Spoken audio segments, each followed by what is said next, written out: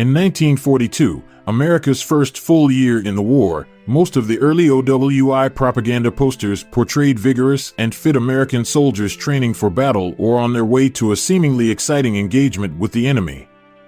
Their handsome faces and strong poses portrayed an aura of readiness and courage for the thrilling struggles to come, even as the horror and destruction of war remained an invisible subtext.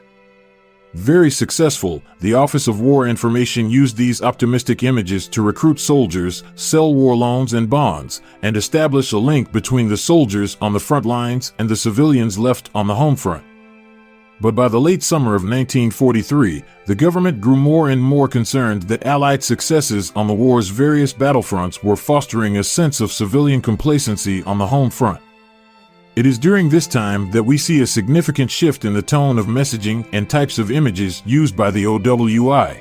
To guard against war complacency, the government promoted messages that reminded civilian America of the horrific suffering and sacrifices that were being made by its armed forces overseas. The mortal realities of war must be impressed vividly on every citizen. There is a lighter side to the war picture, particularly among Americans. But war means death. It means suffering and sorrow. The men in the service are given no illusions as to the grimness of the business in which they are engaged. We owe it to them to rid ourselves of any false notions we may have about the nature of war. These posters were used to shock people out of their complacency with grim, unromantic visions of war. They depicted the human cost of war, confronting the viewer with corpses, bloodshed, and gravestones, or heartbroken families back home. By emphasizing the hardships of war, the government put smaller but necessary civilian sacrifices like rationing wheat and dairy, buying savings stamps and payday loans, and taking on new jobs into stark perspective. This World War II poster commemorates the loss of the 5 Sullivan brothers on the SS Juno after its sinking on November 13, 1942, during the Battle of Guadalcanal.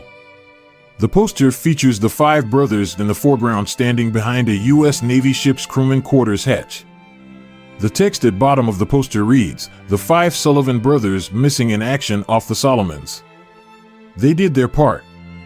Extensive newspaper and radio coverage of the incident made the loss of the brothers a national story. News of the deaths of all 5 Sullivan brothers became a rallying point for the war effort, with posters, bond drives, and speeches honoring their sacrifice. Distributed by OWI for the Treasury Department, this 1943 poster reminds onlookers that buying a bond is no sacrifice. The poster's composition features a worried mother and young son sitting at a dark table reacting to a missing in action letter.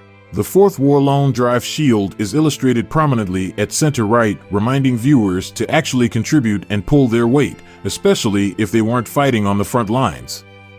Some of the most shocking of these poster campaigns was the Every Civilian a Fighter campaign, a national advertising effort that was the result of collaboration among the Office of Civilian Defense, the WAC, and the Magazine Publishers of America.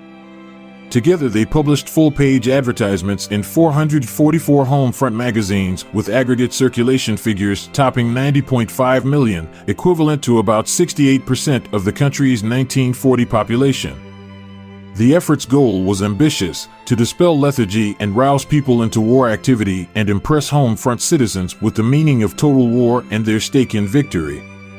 True to its aim of using hard-hitting and realistic material, 3 of the ads featured drawings of dead or injured American GIs.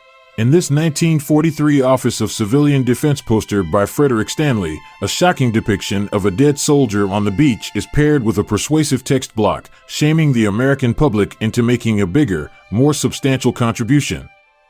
The poster reads, "Today at the front, he died. Today what did you do?" in stark black text.